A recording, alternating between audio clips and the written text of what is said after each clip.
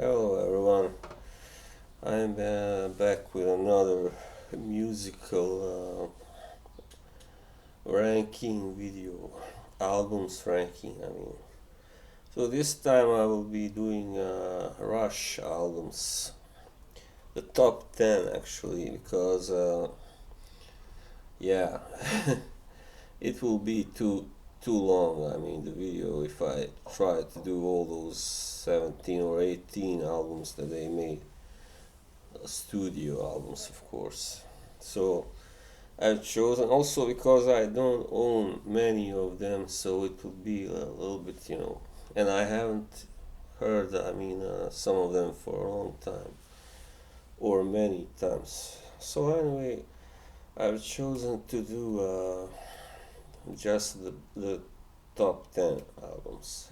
Yeah. So first one that I own also is also their last one, Clockwork Angels. Yeah, this album is not so bad.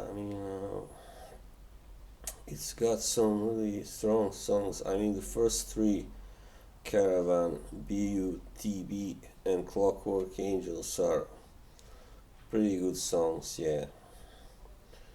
We have some that are, just alright. The Anarchist, Carney's Halo Effect, Seven Cities of Gold is pretty good, and then the anthem comes, the records. It's one of the best songs really that they have written. It's just a beautiful song. Headlong Flight, BUTV2. So it's really pretty good. It's not really a classic, but it's a pretty good album for also considering their age at the time. They had been like making albums for like almost 40 years. So yeah, this one I do enjoy listening not to now and then. Yeah, that's number 10, Clockwork Angels. Yeah, alright.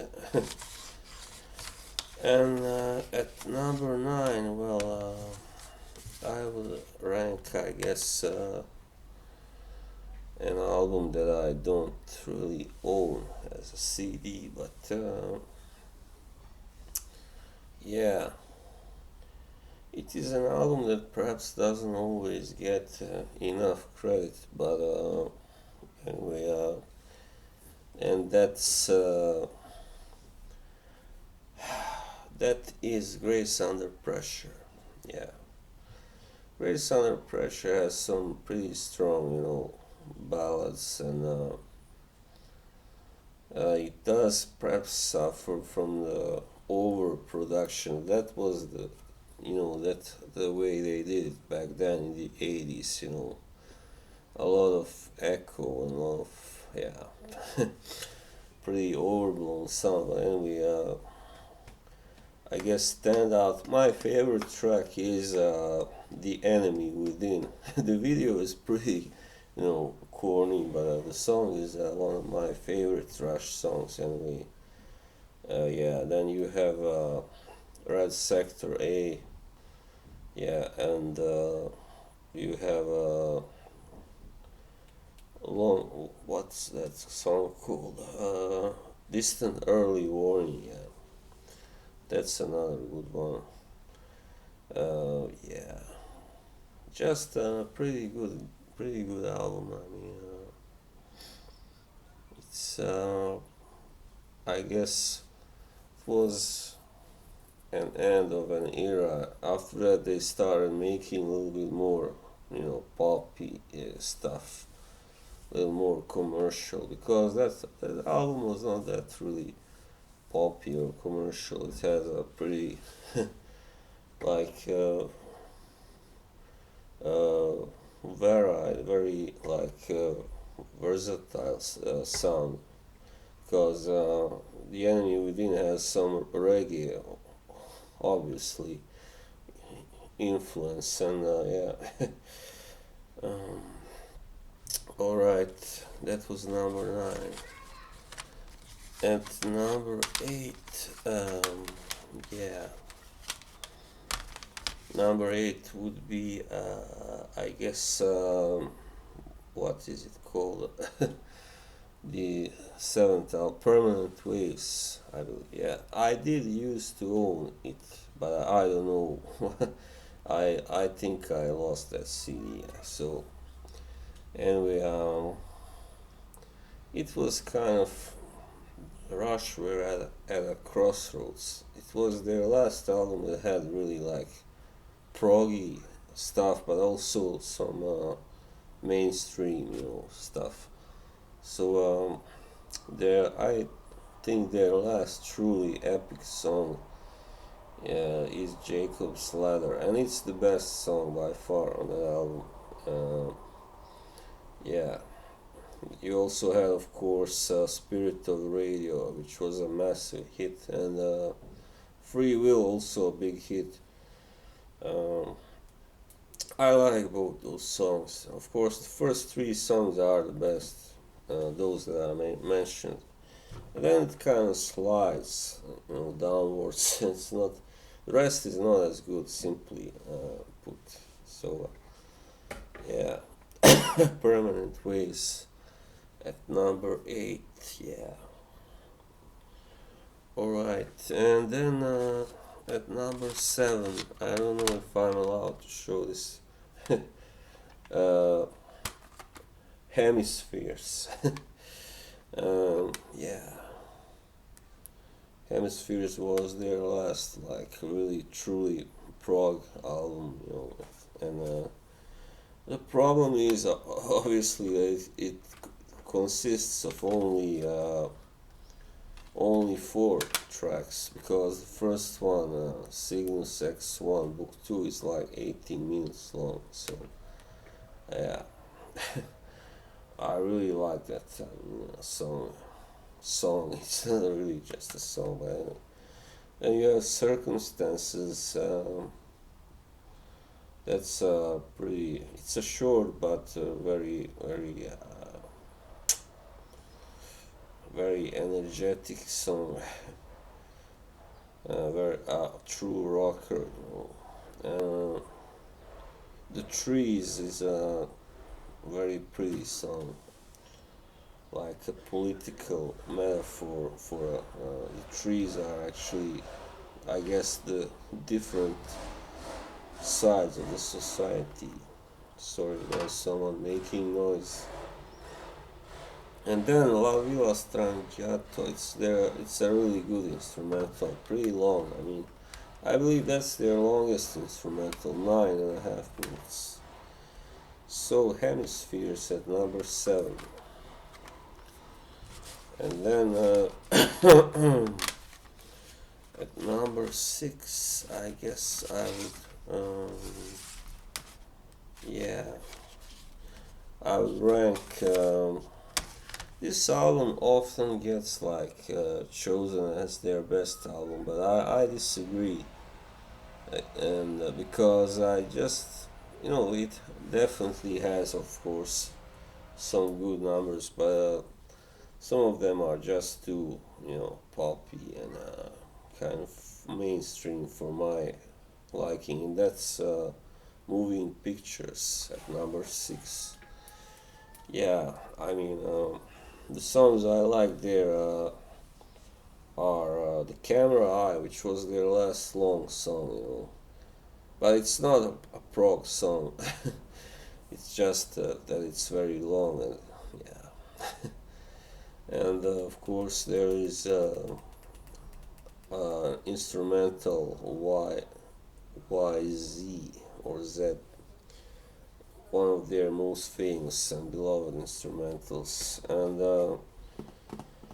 then I like Witch Hunt. It's a very good song, part of their Fear trilogy. Uh, yeah, like a political song. And then Vital Signs is a pretty good song also. But then you have like Limelight, which it's just too mainstream, too poppy for my liking, and yeah. it's still a very good album. I mean, but it's just I don't find their best album really. Not really, not by a long stretch. So moving pictures at number 6. All right. At number 5, I guess. Yeah, I would rank their second last album, Snakes and Ladders. Yeah, I remember when I bought this album, I was very surprised. I mean, because, wow, sorry. I was not really expecting so many good songs, frankly, because Rush, I knew they had a kind of gone a little soft, I guess. But this was a really great surprise. Really strong album. It's their last really, I guess you could call it almost a classic album. Yeah. Far Cry, Armor and Sword, very strong songs. Working Them Angels, The Larger Boulders. I think the first 7 tracks are really the best. Main Monkey Business are another great instrumental.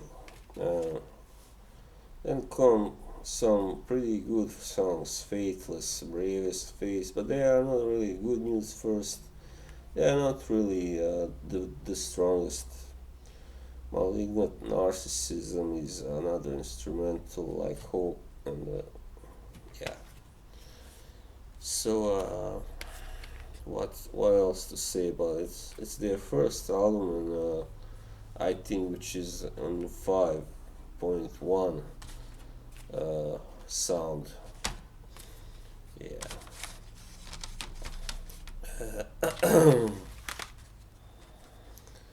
At number 4, let's see. I think uh, Farewell to Kings, A Farewell to Kings. Yeah, pretty classic. One of their definitive classic albums. The title track comes first. It's got a lovely acoustic guitar intro, and yeah, great lyrics as usual. Another politically themed song. Then the great kind of adventurous classic Xanadu, 11 minutes, wonderful.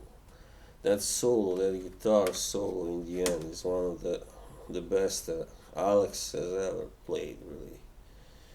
Then the ballad Closer to the Heart, which is really a great fan favorite, and deservedly so, of course. And Cinderella Man, yeah, I like it. I mean, every song on this, every song is a winner. Signal 6-1. The first part is I think it's better than the second, really. Yeah, definitely. The second one is kind of a little too long and yeah, it doesn't have that many exciting parts as this one anyway. So Farewell to Kings at number 4. Um, yeah, and just a second, I'm thinking. All right, number 3 is or was it number 2? I kind of lost track.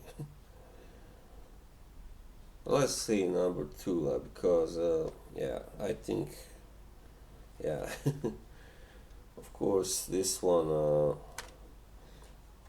2112. Yeah, it's I mean, the first classic album. What else to say? That title track is pretty like mind blowing, of course. Some great guitar playing and singing and all that. 20 minutes of pure prog rock joy, ecstasy, and then the songs, the short ones. A Passage to Bangkok is also one of my favorite thrash songs. The Twilight Zone, also, I love it. I'm still trying to learn to play it properly. Lessons is, yeah, it's pretty good. It's not really one of the best. Tears is a very nice. It's a ballad, really, like maybe their first true ballad. I mean, that was successful. And Something for Nothing. It's a pretty good hard rocking song. Yeah. All right, and then at number one, Signals from 1982. This may surprise some people, but I think Signals gets overlooked way too much, because everybody goes on about moving pictures and 2001 and 12. So I think this album is almost perfect because it does have 8 songs instead of 6, and then it's a little bit more difficult, to get all the 8 tracks to be as good as possible. And of course, Subdivisions is just it's just immortal classic. Really, it's like a social commentary of that time. Yeah, be cool or be cast out. Yeah, it's the way it was really in 1982 and most of the 80s and the 90s. So that synth intro is really marvelous. Yeah, one of the Analog Kid is another of my favorites. It's a very fast-paced song. Really, some beautiful music there. Chemistry, yeah, pretty good. Not the best on this album anyway. The Digital Man is such a really uh, thrilling song. It's also got some, I guess, reggae influence. The rhythm and all that, the playing. It's a classic, definitely. The Weapon, also another political song, obviously. New World Man, the ballad of the album, very nice, very nice. And then maybe actually the best song on the entire album is actually number 7, Losing It, because I don't think they ever got, I mean, this deep, this melodic, this everything. I mean, it's really one of it is the deepest, I mean, most melodic song by Rush, in my opinion. And at number 8, perhaps the weakest song, but it's still not bad. I mean, Countdown. So it's about an astronaut flight, of course, obviously. Yeah, so those were those albums. Yeah, I didn't rank the 90s albums because even though I like, I kind of like enjoy them all, but I thought that they kind of lost something there. Perhaps, yeah, I could have put like uh, counterparts in there. Yeah, so let's just say because I kind of lost track. Let's just say it. Counterparts is there somewhere. All right, maybe at number 9 or 8. I don't know. So yeah. Anyway, that was all. Thanks, and thanks for watching. And until the next time. Bye bye.